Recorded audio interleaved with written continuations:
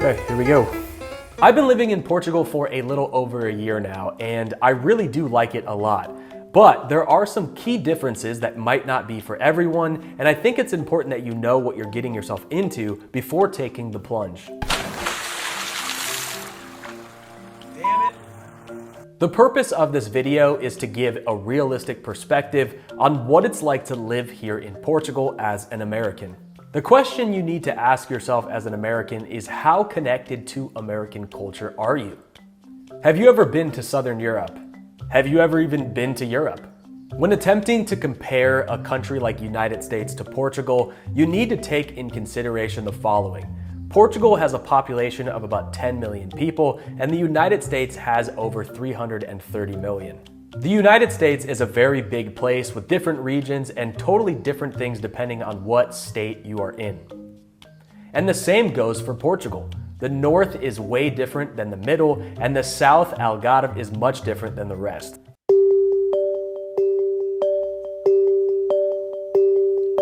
Overall, the food in Portugal is much more affordable.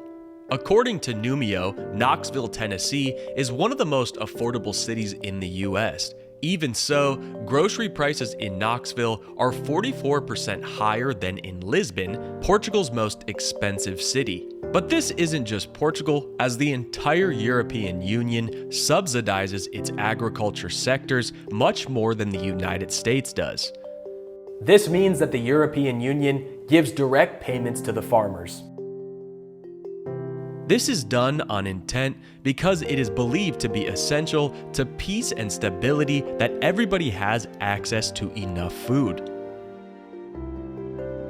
It is crazy to me that in the United States, only the rich and upper middle class can afford to buy overpriced quote-unquote organic produce, while the ones in poverty are forced to shop at a discount grocery store with heavily processed food.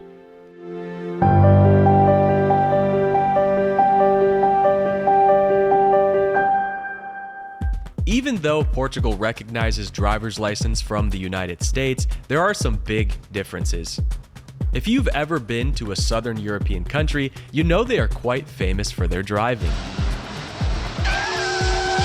Portugal's driving for Americans can seem a bit aggressive for how small the streets are. In United States, streets are large and the etiquette is to give plenty of space to other vehicles. But in Portugal, tailgating is a very normal thing that happens a lot. Whereas in the United States, you might end up with a bullet in your window for doing so. I will say the way traffic flows in Portugal on the freeway, I much prefer now to the United States, as they only use the fast lane to pass, and I feel like that should be a global law. Nothing I hate more than someone going slow in the fast lane. I will say though that one of the things that really drives me crazy and concerns me in Portugal is how reckless some people drive on the country roads. Just the other day, somebody drove into a house and put a huge hole in the wall. Especially at nighttime, it's not uncommon for cars to be going in speeds in excess of 70 miles an hour on a road that is really only big enough for one car.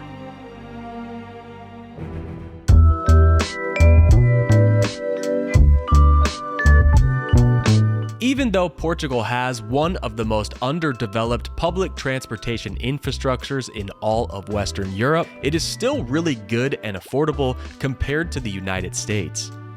There are trains and buses that will connect you to almost any part of the country. And these buses are really nice Mercedes buses with air conditioning and phone chargers. I do wish that Portugal had a high-speed train that connected to Spain and France, but that is apparently in the works right now.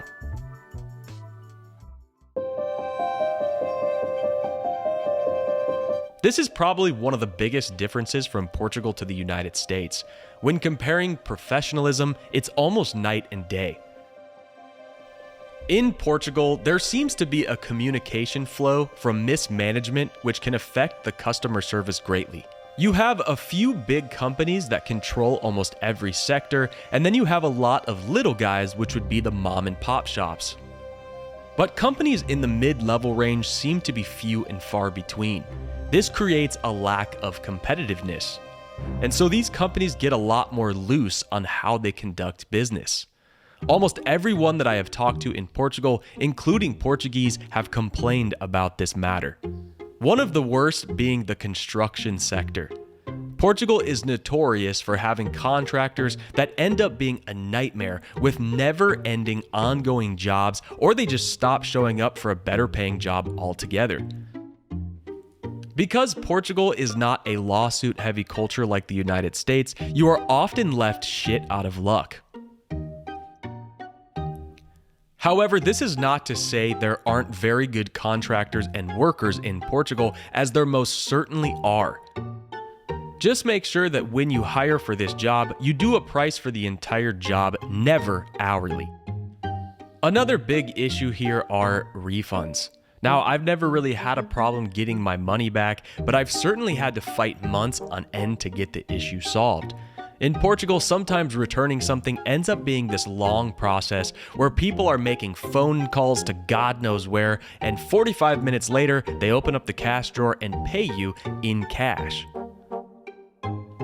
And don't get me started on the bureaucratic process here. Now, in the United States, bureaucratic processes are much more complex and can take a lot more screening information.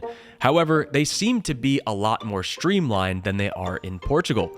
Sometimes you have to be prepared to come back to the government and state offices a couple different times. They sometimes make mistakes on their own forms, and I don't entirely blame the workers for this, as it seems to be more of a mismanagement issue because they are not used to the influx of incoming foreigners. When living in Portugal, you have to be patient and be prepared to visit state offices a couple times or more. People sometimes get away here with not doing a very good job, where in the United States they would get fired, and in Portugal it goes a little bit unnoticed. I've noticed that the bigger chains here and the bigger companies are some of the worst companies with their customer service and their refund policies and all of that stuff. It's an absolute nightmare sometimes working with these companies. But the smaller shops are usually the ones that do go above and beyond for you. And Portugal is a country where if you find very good craftsmen or craftswomen that do very good services, that's where Portugal completely shines, because they make incredible products here and they do a really good job. You just have to find the right person to do that.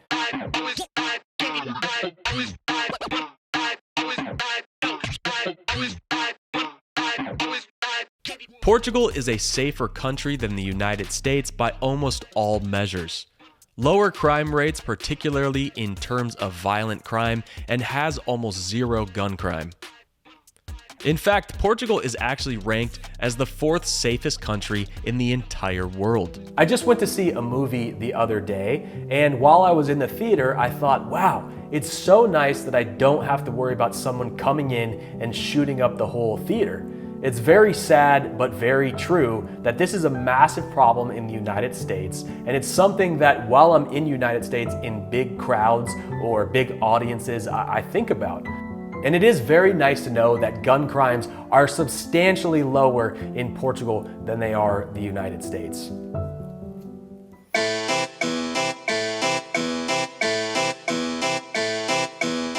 The 23% VAT or value added tax in Portugal definitely seems like quite a bit when you're hit with it on an invoice.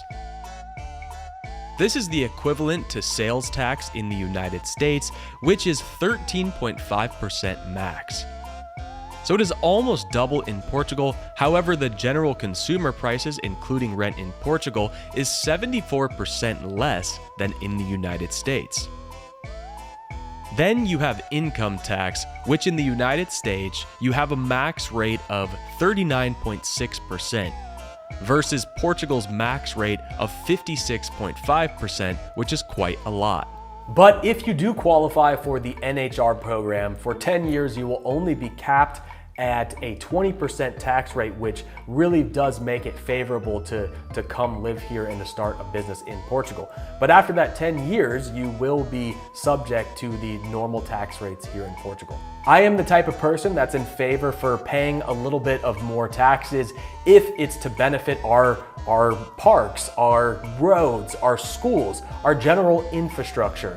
However, Portugal does seem to manage this to their own interpretation sometimes. The toll roads here are very nice, and I love the roads, but I think a lot of people gripe that the tax money could be used for better purposes or better things. And maybe it's going into the pockets of some corrupt politicians. I don't really know the politics here in Portugal enough to speak on it, but I definitely think that as high as the taxes are in Portugal, they're not being as managed as well as, say, a country like Denmark or Germany. Okay, so health insurance is obviously a huge one. In Portugal, exceptional private healthcare is extremely affordable. I pay 80 euros a month for a premium healthcare that covers just about everything in the EU, even if I get hospitalized in America. Now, of course, there are some of the top cutting-edge hospitals in the United States, but that doesn't come without a premium price tag. Kaiser Permanente is the cheapest health insurance company for 2023, with an average price of $343 per month. But these plans are rarely ever accepted, and it's a nightmare to find an office that does. But let me put this in perspective for you. If you are in Portugal's healthcare system and you need cancer treatment, guess how much you will pay? $0. And Portugal has excellent oncology services in their public sector. All of my experiences at doctor's office and hospitals in Portugal so far have been great. To be honest, this was a little jarring when I first arrived in Portugal. In my experience, people in Portugal are brutally honest and direct. But now, I love this. There isn't a fake niceness or passive aggressiveness happening everywhere. It's really nice that you'll get a direct opinion and you know that you're being told the brutal, honest truth in Portugal.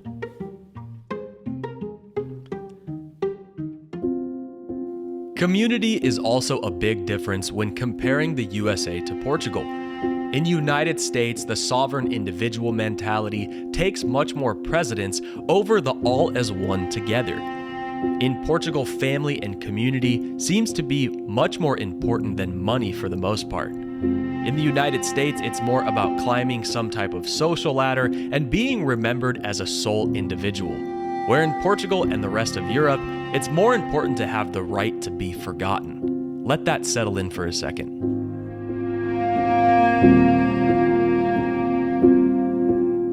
I am constantly researching ways to make a difference here in Portugal, to help contribute to the community and the greater good. If you have any organizations or ideas, please feel free to comment below or send me an email. My email is on the YouTube channel page. If you want to see more content about Portugal, make sure to hit the like and subscribe button. I'll be posting videos like this every single week. This is Dave in Portugal, and we'll see you next time.